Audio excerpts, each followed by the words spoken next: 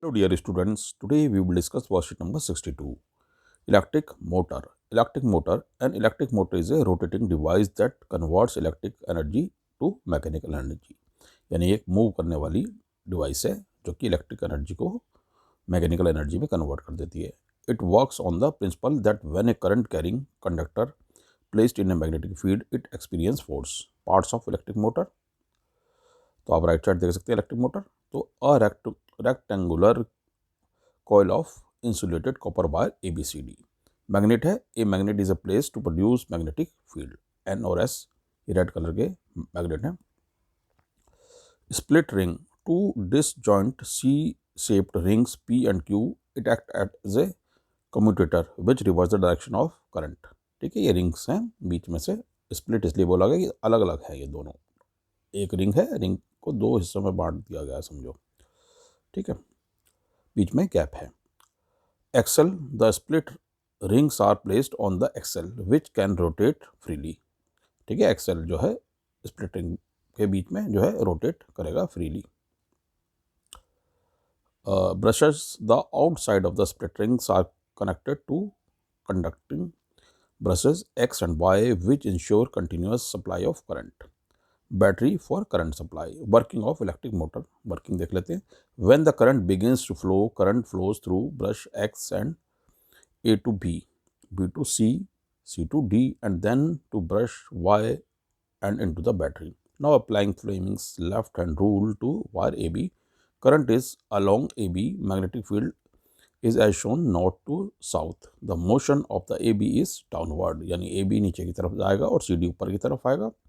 Now applying Fleming's left hand rule to wire CD, current is along CD, magnetic field is as shown north to south. The motion of the wire is upward. यानी AB तो नीचे की तरफ जाएगा, CD जो है ऊपर की तरफ जाएगा. तो इस तरह से वो कंटिन्यूस मोशन चलता रहेगा. The rectangular coil begins to move in the anti-clockwise direction. Use of electric motor. Electric motor is used in as an important component in electric fans, refrigerator, mixers, washing machines, computers, MP3 players, etc. Now let us discuss some question. Draw label diagram of an electric current. तो आप इसका label diagram, ये वाला diagram बना सकते हैं. ये diagram बना लीजिए और इसके सारे पार्ट्स के नाम लिख दीजिए. ठीक है.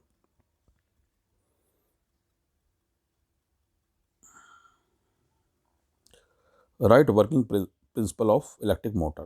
तो वर्किंग प्रिंसिपल यहाँ से यहाँ तक लिख दीजिए आप इसको. When the current begins to flow, current flows through brush X and then A to B, B to C, C to D and then to brush Y and into the battery. Now applying Fleming's left hand rule to wire AB, current is along AB, magnetic field is as shown north to south. The motion of the AB is downward.